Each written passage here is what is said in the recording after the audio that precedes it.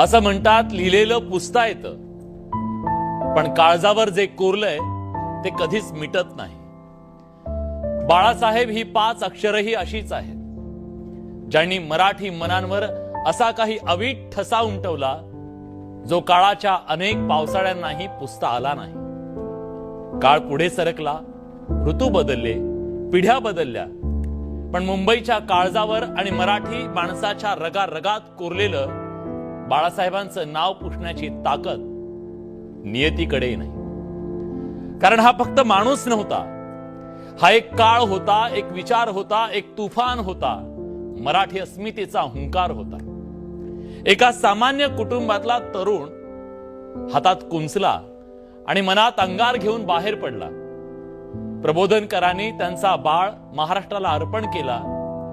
कुणी विचार केला नसेल की गाडीच्या टपावर उभं राहून साद घालणारा एक तरुण पुढे जाऊन लाखो हृदयांचा सम्राट बनेल. बाळासाहेबांनी शिवसेना ही 4 अक्षरांची संघटना नाही, साध्या साध्या माणसांची, वाघांची फौज उभी केली, ज्यांनी अनेक प्रस्थापितांना फाडून खाल्लं. हक्कासाठी तुटून पडायची धमक दिली बाळासाहेबांनी. टपरीवर चहा विकणारा असो की रस्त्यावर भाजी विकणारा पोरगा, सामान्य घरातल्या पोरांच्या डोळ्यात त्यांनी आमदार खासदारकीचं स्वप्न पेरलं आणि ते सत्यात उतरवण्याची धमक सुद्धा दाखवली. सामान्यांच्या असामान्यत्व बहाल करणारा हा किंगमेकर, शून्यातून विश्व निर्माण करणारा किमयागार पुन्हा होणे नाही. बाळासाहेब म्हणजे फक्त केवळ करारी आवाज आणि तिखट तोफ नव्हती, ते एक विसंगतीचं सुंदर असं कोडं होतं. जिथे वाघाची डरकाळी फोडून त्यांनी अंडरवर्ल्डच्या गुंडांना घाम फोडला आणि दिल्लीच्या तख्ताला ही दखल घ्यायला लावली, तिथं आपल्या दिवंगत पत्नीचा फोटो खिशात बाळगणारा आणि त्याच्या आठवणीत हळवा होणारा संवेदनशील माणूस बाळासाहेबांमध्ये दडलेला होता. मित्रांसाठी दिलदार मित्र, मित्राला मदत करताना, दिलेला शब्द पाळताना कुठलीही राजकीय किंमत मोजायला सुद्धा मागे पुढे न पाहणारा राजकारणी, सिनेमाच्या पडद्यावरच्या फिल्मी हिरोंनाही धुरळ घालणारा रिअल हिरो, ज्यांनी भल्या भल्यांना वाकायला लावलं.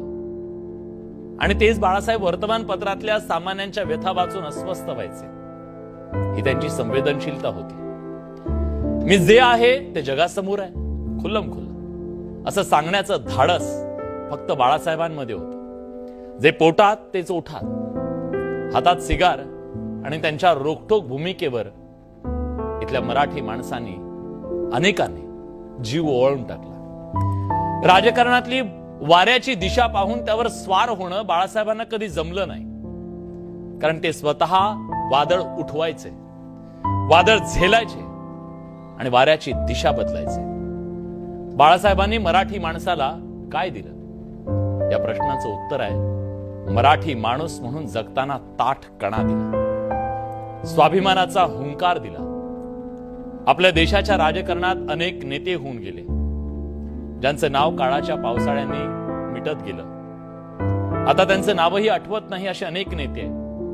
पण आजही मुंबईच्या किनाऱ्यावर धडकणाऱ्या अरबी समुद्राच्या लाटांच्या गजरात बाळासाहेबांचं नाव गरजत आहे.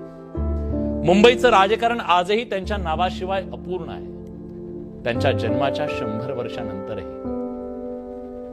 कारण बाळासाहेब होते.